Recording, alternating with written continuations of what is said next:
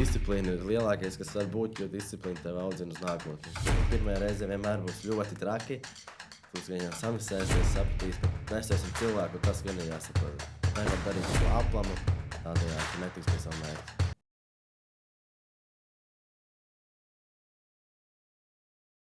Sveicināti podkāstu Stilīgā matemātika. Nākamajā epizodē ar jums podkāstu vadītājs Ernests Kazakievičs. Nu jau ar vairāk kā 13,000 sekotājiem TikTokā varētu teikt populārākais matemātikas nodarbību pasniedzējs Latvijā ar pieprasītākajām matemātikas nodarbībām. Un šajā podkāstā Stilīgā matemātika mēs aicinām pie mums dažādus viesus no dažādākajām aizmugurēm, dažādākajām profesijām, dažādajām karjerām. Un tad uzdodam, vai tad tā matemātika tomēr ir vajadzīga? Un šodien pie mums ir kāds cilvēks, kas ir stingri saistīts ar Geto Games un Geto Floorball, kas, man liekas, būs ļoti interesanti jums visiem, kas piedalās šajos visos pasākumos, un būs iespēja paklausīties, ko tad saka viens no vadītājiem. Pie mums ir Kārlis Degins. Sveiks! Sveiks, prieks tevi būt, un būs interesanti saruna, noteikti. Pastāstīji īsi, varbūt arī tiem, kuri nezinu, nav tajā sfērā, ja, ko tu dari un kas tu esi.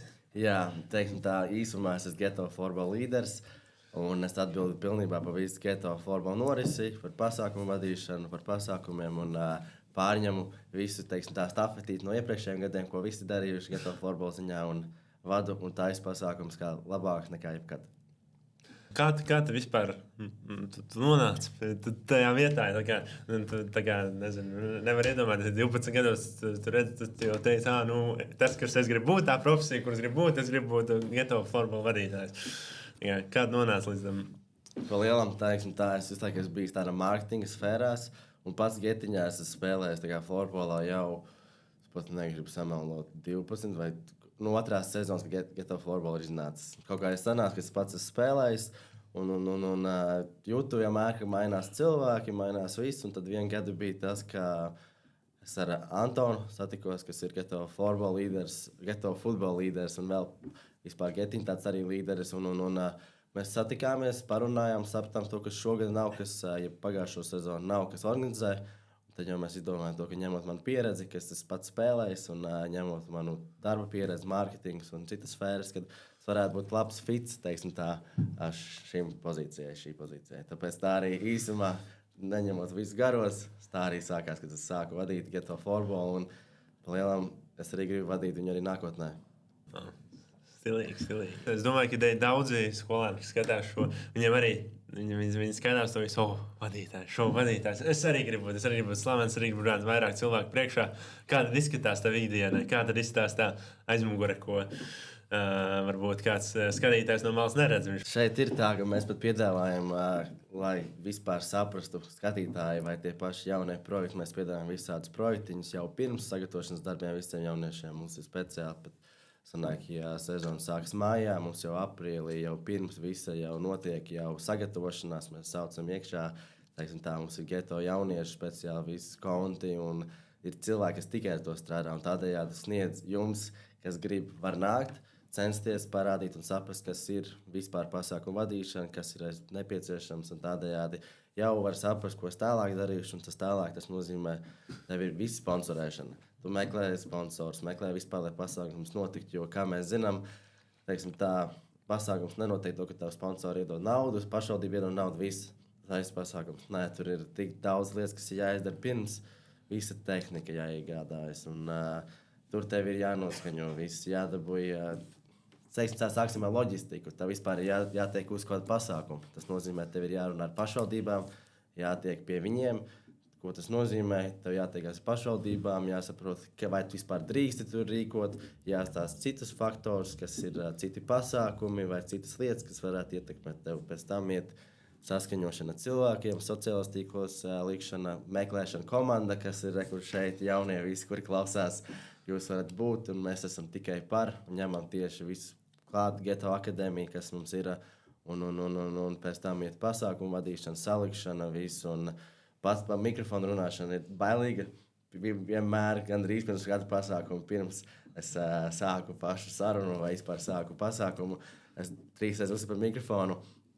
norīs iekals divreiz, un tad tikai sāka runāt. Un tad ir tā, ka pirmās 10 minūtes ir bailīgi, pēc tam jau aiziet tā, ka tu jau visiem runā. Tā kā tas ir pa lielam, kas tur ir, izklausās, varbūt kāds citam smagi, varbūt kādam viegli, bet tas ir ļoti, ļoti smagi un grūti, un psiholoģiski, es teiktu, vairāk grūti nekā pats fiziski vadīt tādus pasākumus tādā mērogā.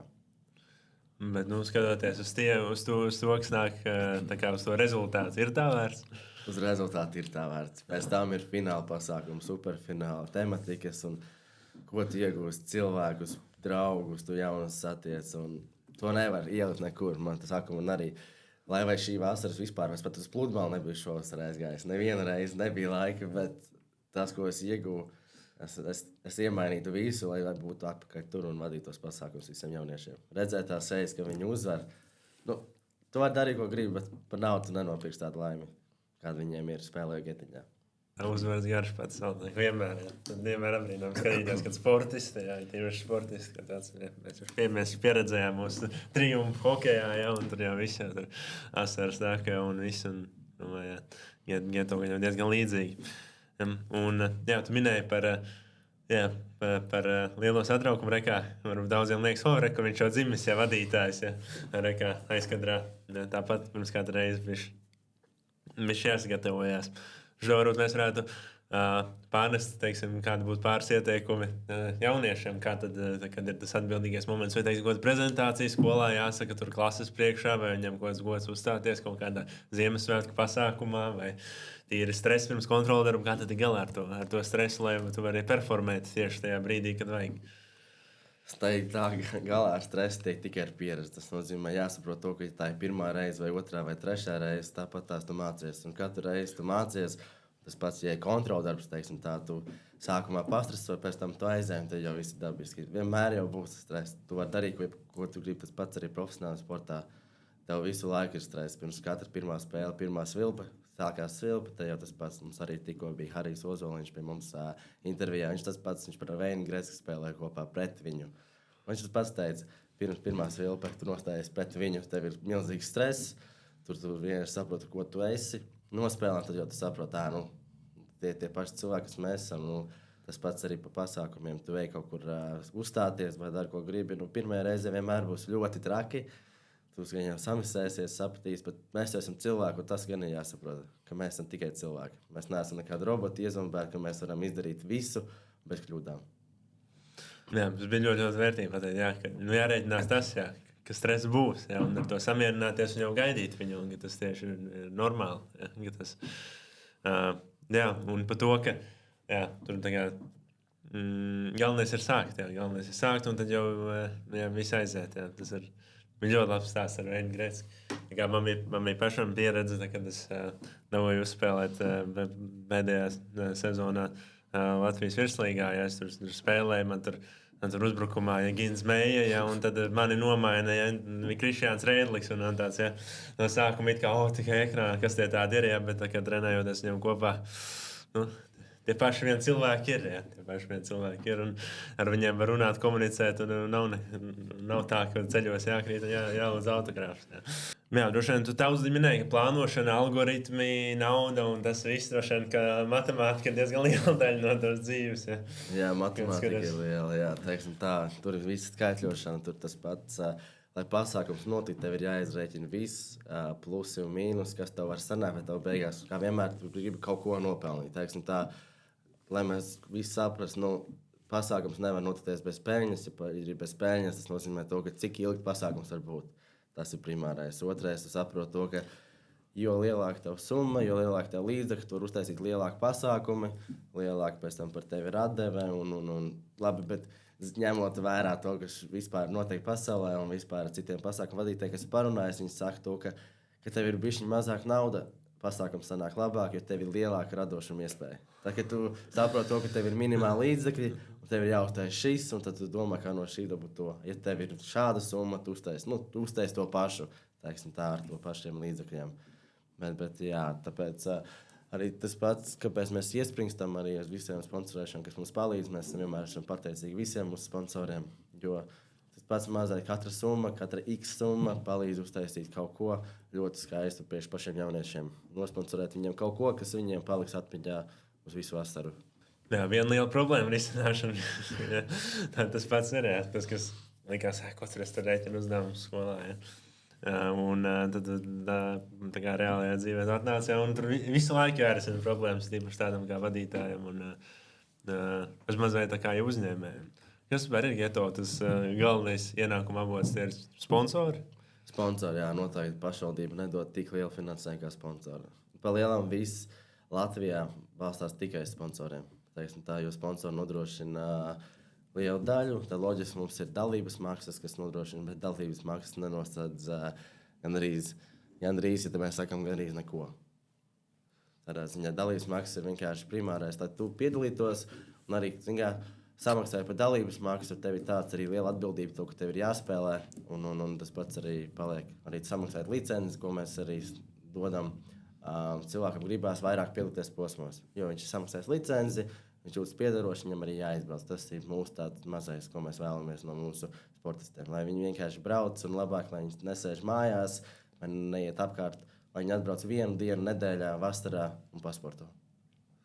Jā, tieši tā vispār ļoti labi minēja. Labāk atnāk kaut ko padarīt, nekā tur, lai ir mazāk laika darīt citus. Jā, citas lietas. Tā, jā. Ņemot to, ka es visu laiku sportoju, pat divos sporta veidos gājis, man nav bijušas vispār lietas darīt citas lietas. Iet apkārt, teiksim tā, dzert vai sazin citas lietas, ko darīt.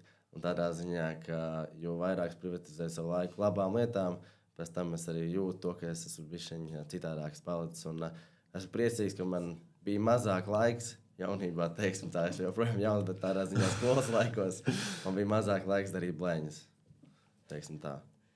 Jā, pareizi, tu biji ne tikai florbols, bet arī vieglatlaids, pareizi? Jā, es no 3 gadiem spēlēju florbolu līdz 18 gadiem, un tajā pašā laikā no 8 gadiem trenējos vieglatlētikā līdz 20. Un tad pēc tam es paņēmu 2 gadu pauzi no florbola, lai pievērstos profesionāli vieglatlētikai, tad pēc tam es aizgāju atpakaļ uz florbolu. Sapratu to, ka florbols tomēr ir tuvāk sirdī, un bez tā nevar. Pietrūkst tās emocijas, kas ir florbolā. Jā, jo tu domāji vairāk tā spēle, ja? Vieglatlētika vairāk tāds viens personis. Jā. Abi divi labi sanāk, ļoti labi sanāk, bet laikam jāizvēlās tuvākais hobijs, kas ir. Jā, es redzēju Instagramā, tev bija vieglatlētikas tajā pasākumā. Gada balva dabūja, pareizi? Tu stāvēji ar 2 tām. Man 2 Latvijas rekordi vieglatlētikā ir. Kurās? Ir stafetes. Es sanāk 200 stafetēm un 400 stafetēm. Tā kā tā, jā. Ir 2 sportišas opcijas, ko varēja turpināt. Bet izvēlējos neprofesionālo, teiksim tā, pusprofesionālo karjeru. Varbūt tas ir palīdzējis, jo es noteikti nebūtu šeit, es noteikti nebūtu Geto florbola vadītājs, es būtu noteikti profesionāls vieglatlētis, skrējis kaut kur un darītu citas lietas, kas man aizvestu citā karjeras vietā. Un, teiksim, tādā vieglatlētikā mēs redzam tur tos visus pasaules klases vieglatlētus, un varbūt liekas tā kā, varbūt viņš tā nolaižos rokas, nezinu, domājot, ka varbūt tā kā viņi vienkārši ir tādi, tā kā, ne tā kā piedzimuši, bet viņiem ir kaut kas ģenētisks, kas viņiem liek labāk izdarīt, vai jebkurš to var. Tur ir tā, ka tur ir talants. Talants ir ļoti liels faktors, un tad ir darbs. Sanāk, ja tev ir vienāds darbs kopā ar talantu, tad tu būsi labs. Ja tev ir tikai talants un darba nav, tu būsi slikts, teiksim tā. Ja tev ir tikai darbs un talants nav tik ļoti, tad lai vai kā šīs pasaules skarba un ar darbu pliku tev nepietiks. Tev vajag arī bišķiņ būt iedzimtam.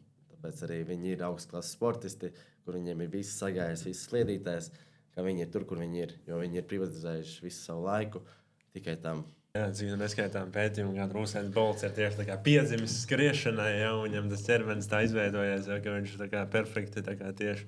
Un tur arī vieglatlētikā, ja tur milisekundē, ja, tur bišķiņ viens solīts ātrāk, viena kustība, un ja, tur laiku var tas būtiski izmainīt. Jā, tas baigi interesanti. Jā, bet tā kā tu teici, tu arī daudz arī saka arī citās profesijās, ka tā kā ir kaut kāds moments, kur tu ar darbu var diezgan daudz ko visu panākt, ja, bet tā kā kas atšķir no top elite no labiem, ja, ir tas tomēr tas 1%, tas talantiņš, kas ir iekšā un kas atšķir, ja, tāpēc, ja, kas sakojiet saviem sapņiem, ja, nevis saviem, tā kā tas, kas tev sanāk, tur arī ir jādodās, tā arī varēs tad izlekt. Jā, un atgriežoties, tu teici, ka tur bija viens no galvenajiem sponsoriem, ka galvenie ienākumi sponsori, jums bieži jādabūj tā sponsori. Kas ir, ko jūs piedāvājat, kā jūs pārliecināt sponsorus jūs sponsorēt, jo tas ir jādara regulāri un ilgāku laiku, un kā jūs pārliecināt sponsorus? Taisnība, tā liela daļa sponsoriem, viņi ir mums strādājot, viņi zina mērķi, viņi zina vīziju un to, ka Geto Games ir vieta, kur ir jaunieši. Un tādā ziņā, ka visi sponsori, kas mums sponsorē, jaunieši viņiem skatās un zina to, ka viņi dara labu lietu. Jo viņi ir tieši pie jauniešiem, viņi nesponsorē nekādus citus sportus vai, teiksim, ne sportus, bet citas nozares, kuras nav tikai pie jauniešiem, kur ir par citām attīstībām, bet tieši par getiņa ziņā viņi sponsorē jauniešus, attīstību jauniešiem. Un arī viņi redz to, ka jaunieši uzticās šim produktam. Tas pats, pieņemsim, ka mums ir dzintars. Jaunieši redz, ka mums tur zobu pastas, tur visas citas lietas, tur krēmi un tam līdzīgas lietas, teiksim tā. Un jaunieši redz to, ka tas tiešām ir noderīgs, redz to, ka uzņēmumam nav nekāda kaita. Tas pats arī citiem, tas pats arī Baltkovā, kas mums ir tie sponsori, viņi tikai pāris. Un tiešām viņi parāda to, ka viņi grib būt pie jauniešiem, viņi negrib neko viņiem sliktu. Un tādējādi arī kā mēs viņus pārliecinām to, ka pasakām, kur ir jaunieši. Un jūs varat sniegt viņam labu. Mēs noteikti arī skatāmies, ar ko mēs sadarbojamies, ar nekuru katru mēs nesadarbojamies. Tādā ziņā, ka mēs mēģinām atrast apusē interesi abiem diviem. Tādā ziņā, kā mēs zinām, te var būt sponsors, kurš dod lielu naudu, bet sponsoram nebūs atdeve no konkrētās sfēras. Tas pats. Tā kā mēs nekad necenšamies kādu tur paņemt tikai naudu, mēs cenšamies apusē. Jo lielas lietas, kas mums nodrošina sponsori, ir partnerziņā, kas nozīmē, ka viņi dod tikai balvas. Tādā ziņā, kas arī jauniešiem ir nepieciešams, lai viņi atnākot, uzvarot, jo viņi jau nejūt to naudu.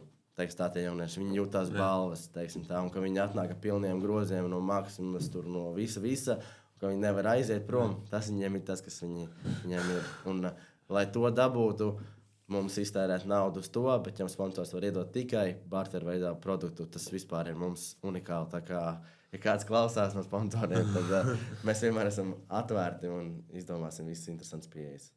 Jā, sponsors dabūt. Tā ir ļoti grūta.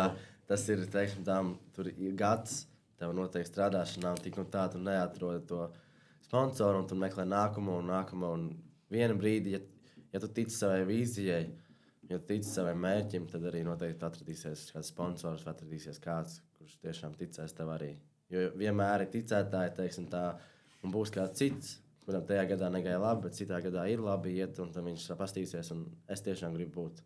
Jo liela faktos jau spēlē, ka viņu bērni tur spēlē, vai viņi tur radinieki spēlē, vai viņi paši spēlējuši un izauguši jau savu uzņēmumu, uztaisījuši, un pēc tam viņi saprot, bās, tur bija tik labi, es arī ieguldīšos. Wow, jā.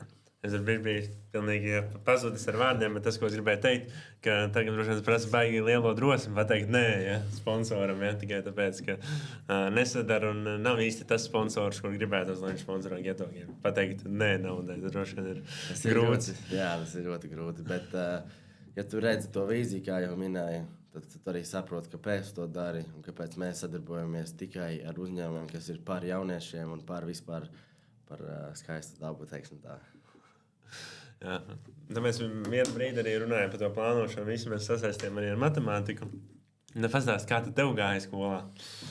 Skolā, teiksim tā, ar matemātiku man gāja labi. Teiksim tā, kas bija tīrā matemātika, bet tagad sākās ģeometrija un vispārējais. Tur es pazudu, tur es ģeometriskajos laukos un vispārējais, kas man var būt.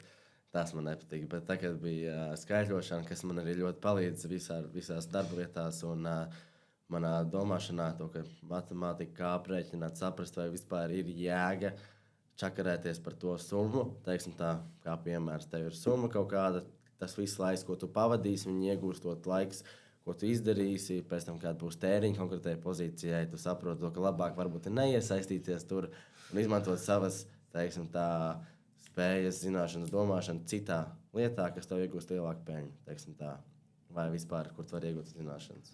Un vispārējo. Tas ir mans kā es uztveru, tas pats arī man ir pozīcija, pieņemsim X, man viņu vajag dabūt, bet es saprotu to, ka es viņu varu dabūt no 10 lietām kopā, no 10 cilvēkiem, un saprotu, priekš kā man vajag, es varu no diviem cilvēkiem dabūt to pašu. Un tad arī attiecīgi ir tā plānošana aiz. ka tev vajag konkrēto lietu, un tu izdomā gudrāko veidu, kā tu vari tikt. Jo, kā mēs zinām, matemātikā tas pats, tu kādu uzdevumu vari atrisināt ātri, bet tajā pašā laikā tu vari iziet 10 citus ceļus, lai tiktu pie tā paša rezultāta. Un tāpēc ir tā, ka matemātika ļoti, ļoti skolā palīdzējusi. Un tāpēc arī es mācījos arī matemātikas klasē, kas speciāli bija novirziena. Tā kā kaut kur jau man skolotāji varbūt dzirdēs. Laila. Mēs uzzināsim matemātiķis, kā iet tā formula vadītāji. Jā, bet tā jau nevar šajā biznesa pasaulē. Un vispār, kad sākās viss kā mini uzņēmumējiem, tā matemātika ir primārais, ko domā, jo tu domā, kā izdzīvot, kā turēt savu galvu virs ūdens. Protams, droši vien tā kā viena no vadītājiem tu tur noliek lapu ar skaitļiem priekšā, un tagad tev ir jāizdomā, ko viņi nozīmē. Un tad tu saproti, ko tu vari.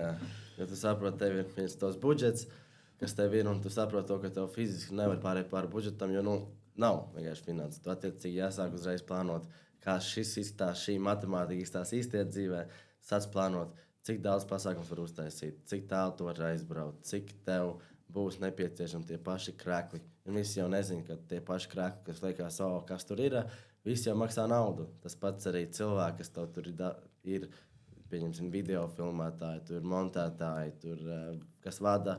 Un tad ir jāsaprot to, ka mēs esam tāds projekts, kas ir jauniešiem. Mēs neesam projekts, kas ir tur, nezinu, tiem uzņēmējiem, tur naudu peldoši un vispārējais. Un tādā veidā tev ir jāsaprot, apvienojot minimālus līdzekļus, tev ir jāiesniedz vislabākais jauniešiem. Es tur varētu runāt daudz, bet es, man liekas, izfūdīšu pārāk daudz. Jā, droši vien šis viss arī nāk arī ar baigi lielu disciplīnu. Un, jā, tomēr sports, jā, divi sporta veidi, kas ir vispār tā kā ļoti, ļoti respektabli divos sporta veidos dominēt reizē. Un es droši vien prasīju, kā tu teici, ka tev bija diezgan aizņemta diena un neatlika laika nekādām muļķībām, par ko tas ļoti pateicīgs. Un kāda būtu tava ieteikuma jauniešiem, kuriem grūti sev piespiest kaut kā izpildīt to matemātikas mājas darbu, vai arī dažreiz gribās noslinkot un neaiziet uz to sporta treniņu, kā tad sev motivēt un disciplinēt? Tas būtu nepareizais jautājums nepareizam cilvēkam. Pa mājas darbiem bija jau tā, ka beigās, kad jūtas, ka nāk vidusskola, mājas darbs sāk pildīt tieši mazāk, nevis vairāk. Tieši līdz vidusskolai es pildīju, kad sākās vidusskola, bet sākās mazāk. Bet, attiecīgi, sporta ziņā, teiksim tā, disciplīna ir lielākais, kas var būt, jo disciplīna tev audzina uz nākotni.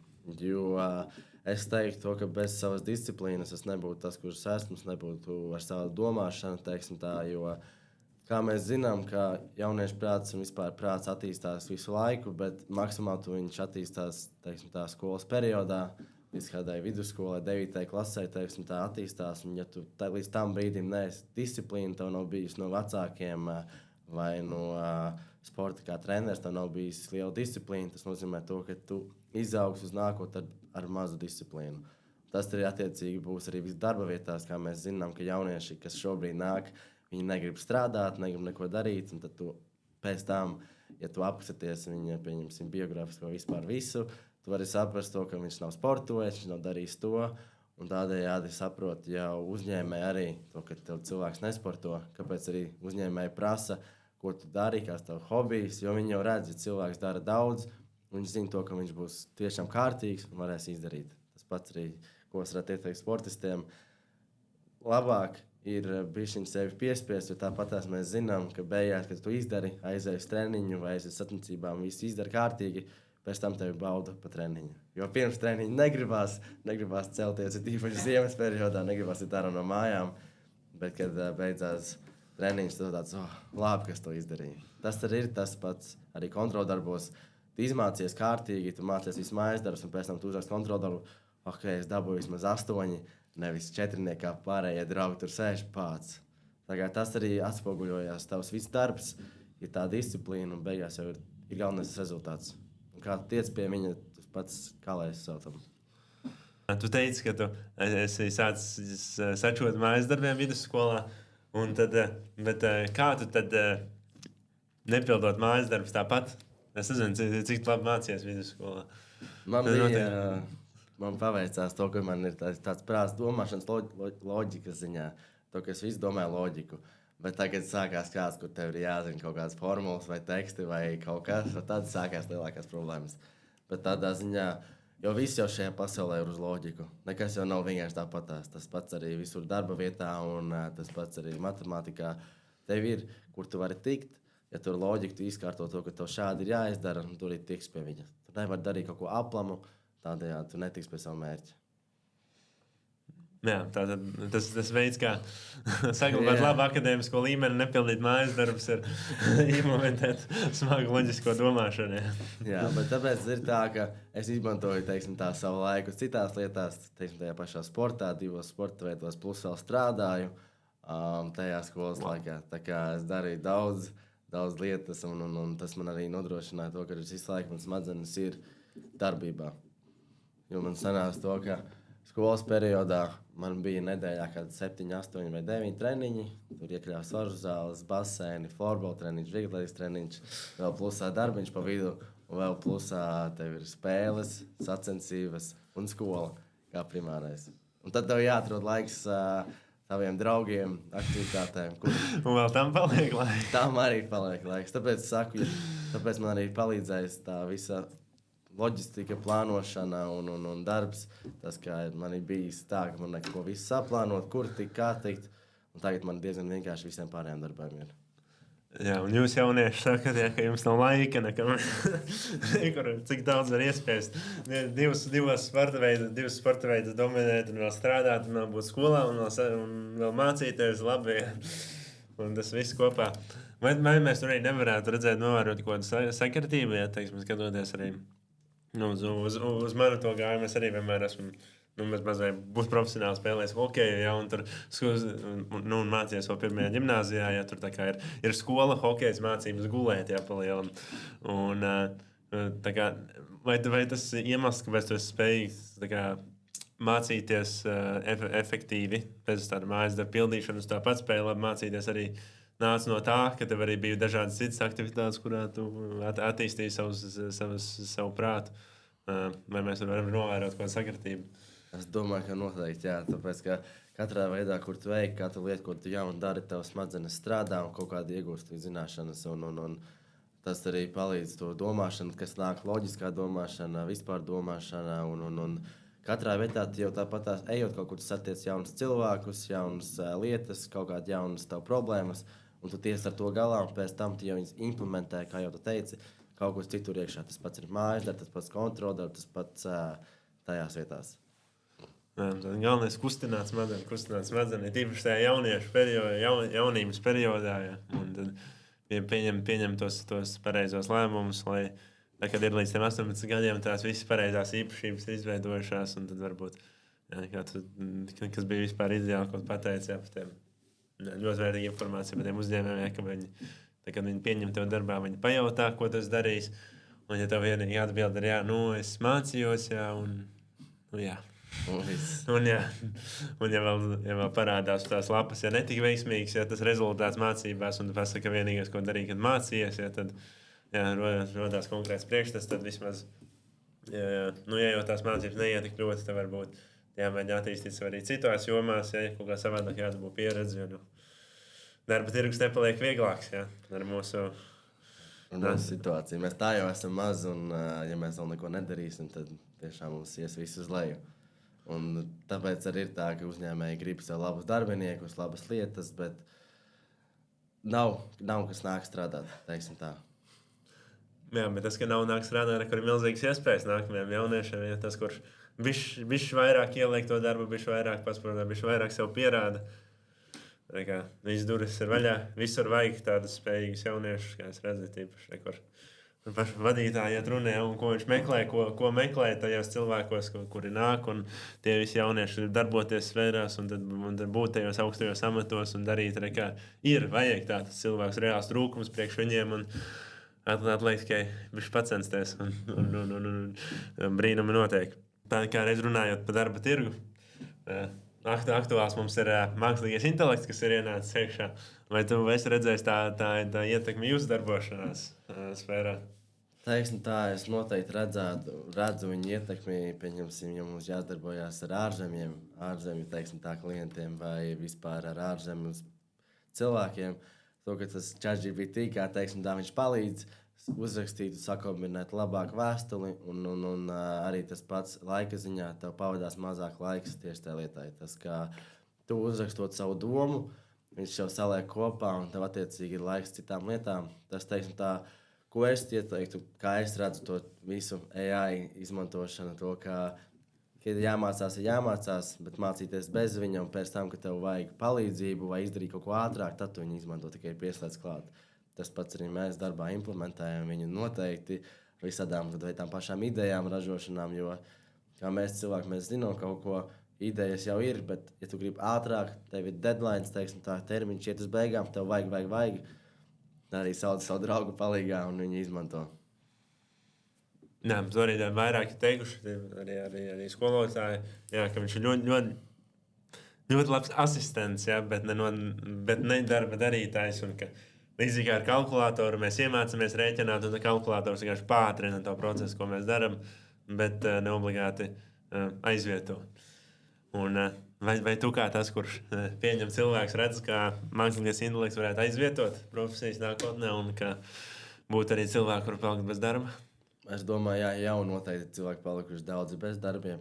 To, kad viss ir digitalizēts, automatizēts, sistemizēts citās darba vietās, tas pats arī. Bet es teiktu tādā ziņā, ka šis ir projektu vadīšana, teiksim, tā pasākuma vadīšana, tur dari, ko gribi. Tur viņš nekad nevarēs, jo tur ir kontakts ar citiem cilvēkiem, kontakts ar cilvēku, un viņš to nemāk. Un nedod Dievs, jā, viņš to sāktu darīt. Cilvēkiem ir psiholoģiskie faktori, kaut kas noiet greizi cilvēkam, vai nezinu, viņš zaudē. Kā viņš spēs tikt galā ar to cilvēku, kam ir specifiski, unikāla, individuāla pieeja jāpieiet klāt, teiksim tā. Nu, viņš nekad to neizdarīs, un tev nebūs robots, kurš tev vadīs kaut kādu pasākumu. Nu, dari, ko gribi. Nē, bet ir noteikti sfēras, kur tieši šī digitalizēšana ir nepieciešama, un cilvēks zaudēs savu darba vietas. Tas jā, bet kā mēs redzam, tagad viss arī notiek ātrāk, arī tie paši pasūtījumi, ko mēs šobrīd veicam, vai vispār pasūtām lietas no citām valstīm, to jau viss dara robots. Viņš teiksim, tā saliek visu informāciju, un cilvēkam atnāk informācija, man šis jāieliek šeit. Viss. Un tādā ziņā paši cilvēki ātrāk tiek galā ar visu, un ātrāk tiek pie savām lietām, teiksim tā.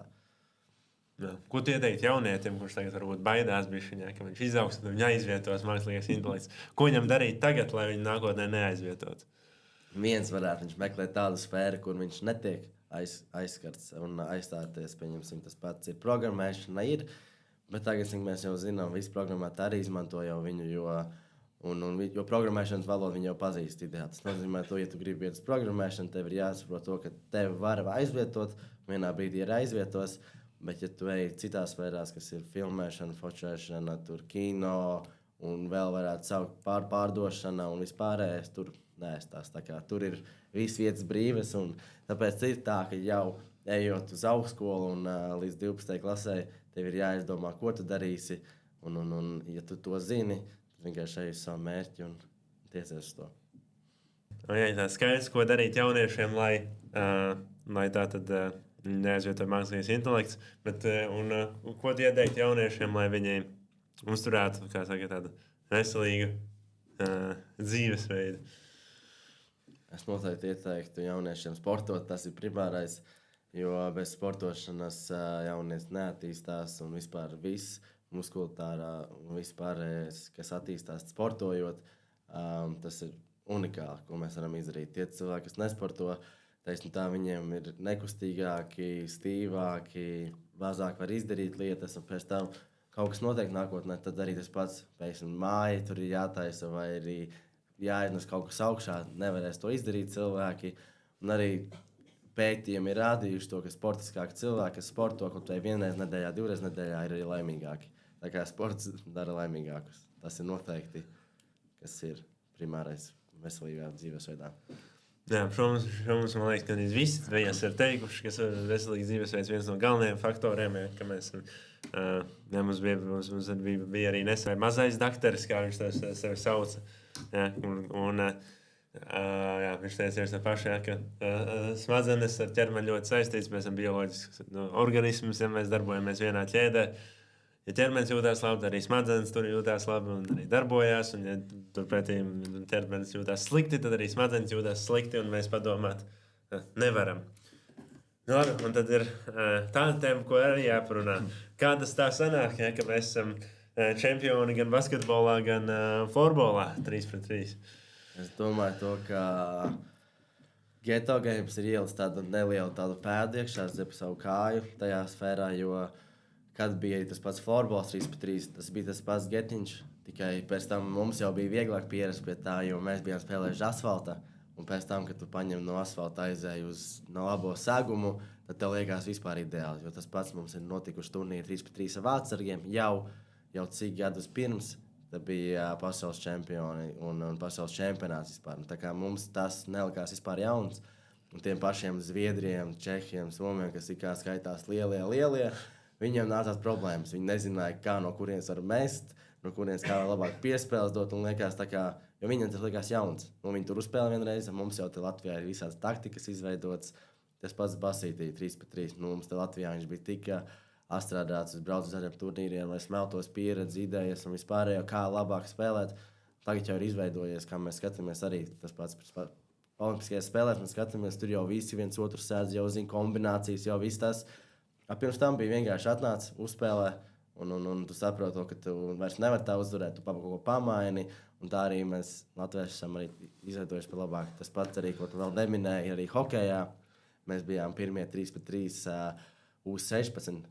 Sanāk, viņš bija jauniešu spēles, kas skaitījās, un tur mēs arī kļuvām pasaules čempioniem. Un tur arī tie spēlētāji bija florbolisti, kuri spēlējuši Getiņā. Teiksim tā, jo, kā jau citi zina, to, ka Getiņā florbolā spēlē gan hokejisti, gan florbolisti, tas tāds divu sporta veidu, teiksim tā, apkopojums. Un teiksim tā, viņiem arī tas hokejā bija vieglāk, jo, kad es skatījos tās spēles, un likās tāds bāzs, 3-3, tas hokejs, likās, kā var uzspēlēt tur tie borti un tur viss mazie, un likās tik nereāli, bet tad es saprotu, viņi tak pie mums Latvijā pat spēlē visu laiku, jo tur viņi izlika visus, tā, ka bez problēmām. Skatījos tās spēles, cik tur viņiem bija tie rezultāti plus 10, 15, tā kā tas arī parāda, tu nāc spēlēt hobiju līmenī, tepat tās Grīziņkaldā uz ielas, pēc tam tu jau esi pasaules čempions, viss. Pat tevi runā. Viss tā sākās, jā. Tāpēc es saku, tas tavs hobijs, kas ir tikai sportošana, ja mēs runājam par veselīgu dzīvesveidu, tavs veselīgais dzīvesveids tev var atnest arī augļus profesionālā sportā. Jā, tieši, jā, es galīgi ietveru par hokeju 3-3, jā, mums ir zelts jauniešu, jauniešu olimpiskajās spēlēs, jā, un es vēl, jā, ar to Oliveru Mūrnieku, viens no tiem, kas tur ir, kurš dabūja to zeltu, ja, un kurš arī nešaubos, ka Geto Games arī piedalījies. Ar viņu arī spēlēja, gan virslīgā, un gan arī, jā, trenējot uz pie pleca, jā, un tā kā, jā, un skatoties tās spēles vienkārši, jā, nebija. Kā vispār izbiedījās tas 3-3 sporta veids vispār pasaulē, un tā kā mēs nonācām, ka tāds ir? Teiksim tā, basketbols bija pirmais, vai futbols bija pirmais, kas aizsāka, teiksim tā, kas spēlēja, un tad pārējie sporta veidi pielīdzinās un grib arī to pašu, jo tas tāds unikāla lieta, kur cilvēki, kas, pieņemsim, nespēlēs pilnā laukumā, var savas individuālās tehnikas parādīt mazajā laukumā. Un kas patīk, tas pats, kas mums ir olimpiskie čempioni, tie paši Miezes un Lasnums, kas spēlē. Teiksim tā, viņiem arī tā spēle liekas tā kā uz pilnā laukuma, ok, bet uz mazā laukuma tu redzi pats Miezes, kā viņš tur danco tos spēlētājus, dara to visu. Un viņam labāk patīk 1-1 tā mazās kontakta spēle, ka viņam nav tur jāskrien. Tas pats arī izveidojās visos 3-3, kad cilvēks saprot bāzi. Es gribu es gribu pamēģināt, viņi vienreiz pamēģina un saprot. Ir īstenībā forši arī daudz skatāmāk, jo viss notiek tik ātri, tās emocijas, spēles nav tik ilgas, tev ilgāk tev nav tik ilgi jāatver savu uzmanību.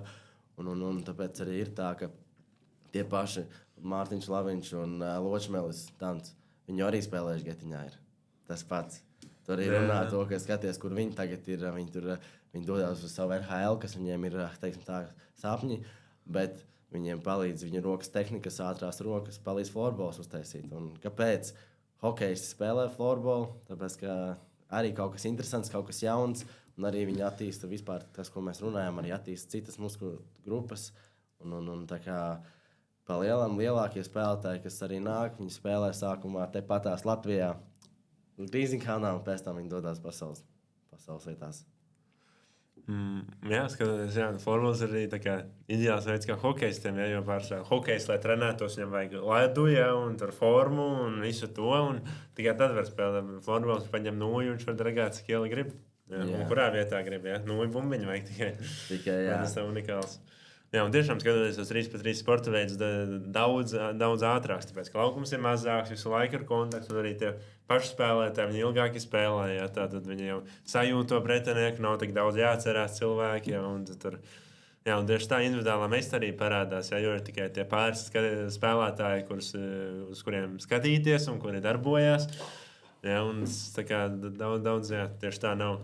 Nav tas ilgais spēles laiks, kā arī nav jāgaida, kamēr basketbols aizskrien uz otru korta galu, līdz sāks spēle tajā galā. Viss jau notiek. Apgriežās jau un bez mazām met iekšā. Un viss notiek un baigi interesanti skatīties. Jā, nu labi. Tad pats pēdējais, ko es visiem viesiem jautāju, tad kāds būtu tavs tāds viens novēlējums jauniešiem, kas šo skatās, lai viņi varētu sasniegt savus mērķus un dzīvot labu dzīvi. Primārais noteikti jauniešiem, kas klausīs savus vecākus, jo vecāki ir izgājuši cauri daudz kam, un vecāki saviem bērniem ir īpaši, ja viņus mīl, viņi nestāstīs neko stulbu, teiks tā, vai arī neko muļķīgu. Viņi tiešām teiks, pareizās lietas. Tas ir viens, otrs ir visu laiku kaut ko darīt. Un atrast savus draugus, atrast savus savu otru pusīti, ja tie, kas ir jau bišķiņi jau nobriedušāki, arī tādus pašus aktīvus, tādus pašus, kas grib kaut ko darīt un kam ir vīzija, jo jūs kopā darīsiet lietas, teiksim tā, un abi divi gribēs attīstīties. Tāpēc, ja tu gribi meklēt draugus, draugi ir primārais, kas tev ir, jo ikdienā tu pavadīsi viņiem laiku, un tas pats arī, ja viņi sportos, ja viņi strādās, ja viņi darīs lietas, tev būs mazāk laika arī domāt, tu būs tāds, man īstenībā jādara tas pats, ko viņi dara. Arī jāstrādā, arī jāattīstās, un tas pats arī sporta ziņā. Ja tu sporto ar saviem draugiem kopā, tas kas var būt ideālāks? Tu uz treniņu iesi, jo tev tur ir draugi. Tā kā pēc tam arī nākotnē tie draugi arī pārvēršanās par taviem biznesa partneriem, par tavām citiem partneriem, kas tev tur ir, un tāpēc nosaku ieteikti. Viss sākas draudzībā. Tas ir mans, kā es uzskatu šo pasauli. Jā, šis arī visu laiku atkārtojās. Jā, skatītāji piefiksēja šo te, arī daudz saka, ja nav tās disciplīnas, ja nesanāk, tad vien paņemt kādu pie rokas, ar ko to gribētu darīt. Jā, tas būs, noteikti. Jā, tieši tā. Paldies par šo sarunu. Bija ļoti, ļoti laba saruna. Jā. Un paldies, skatītāji, skatījāties šo stilīgā matemātika epizodu, kā redzēt, ļoti daudz, kas sasaistās ar pārējiem, un rekā tomēr matemātika ir vajadzīgi arī pasākumu vadīšanas lietās un sportā. Un te jūs uzzinājāt, kā tad sevi motivēt, disciplinēt, kā iegūt veselīgu dzīvesveidu un kā tas sasniegt savus mērķus. Paldies, skatījāties. Ar jums bija Kārlis Degins no Geto Games un podkāstu vadītājs Ernests Kazikevičs. Tiekamies nākamajā epizodē. Man liekas, tagad nav vērts apgūt kaut kādu profesiju, it kā uz visu mūžu. Bet es esmu mākslīgā intelekta optimists. Tagad ir prognoze, ka līdz 2030. gadam programma